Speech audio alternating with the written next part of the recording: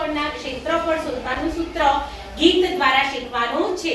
તો આપણે બધા સાથે ગીત ગાઈશું. ચાલો શરૂ કરો.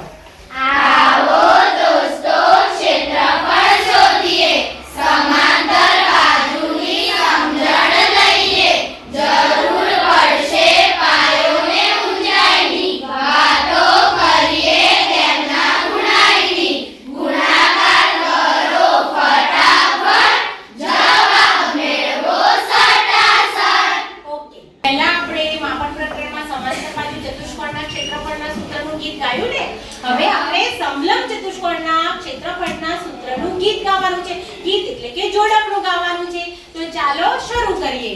આવો દોસ્તો ક્ષેત્રફળ શોધીએ, સમલંબની સમજણ લઈએ, બે બાજુ એની સમાંતર હોય, સૂત્રમાં એની જરૂર હોય, પહેલા કરી દો એમનો સરવાળો, કદી ન થશે ગડબડ ગોટાળો, પછી ગુણાશે ઊંચાઈ ગાય, અડધા કરવાની વાત ન ભૂલાય, આટલું તમે રાખજો યાદ, કદી ન પડે ખોટો જવાબ. ક્ષેત્રફળનું સૂત્રનું ગીત જોયું, બરાબર? તો હવે આપણે સમજીએ કે ભાઈ આમાં એનું સૂત્ર ક્ષેત્રફળનું સૂત્ર આ રીતે છે: દુત્યાંશ ગુણ્યા સમાંતર બાજુનો સરવાળો ગુણ્યા ઊંચાઈ. તો અહીંયા સમલંબ ચતુષ્કોણ હોય ને તો એની બે બાજુ સામ સામેની બાજુ હંમેશા સમાંતર હોય, સરખી ના હોય પણ કેવી હોય? સમાન. તો સૂત્રમાં આપણને કોની જરૂર પડશે?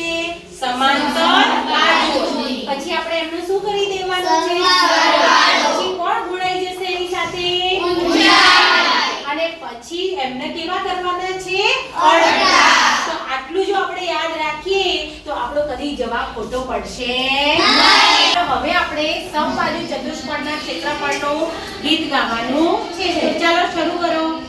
આવો દોસ્તો ક્ષેત્રફળ શોધીએ, સમબાજુની સમજણ લઈએ, વિકર્ણ અને વિકર્ણની ગુણો, અડધા કરવાની વાત ના ભૂલો, ક્ષેત્રફળ મળશે સટાસટ, સૂત્ર યાદ રહેશે ફટાફટ.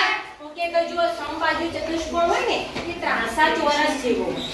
ત્રાંસો ચોરસ મૂક્યો હોય ને એવો હોય. એટલે કે એમાં ચારે ચાર બાજુ સામસામેની સરખી. સમબાજુ એટલે ચારે ચાર બાજુ કેવી હોય? સરખી. અને એની અંદર આપણને ખબર છે, આવું શીખ્યા છે ને, આ વિકર્ણ છે. તો આનું ક્ષેત્રફળ શોધવા તો આપણને કોની જરૂર પડે? બે વિકર્ણ. વિકર્ણ 1 વિકર્ણ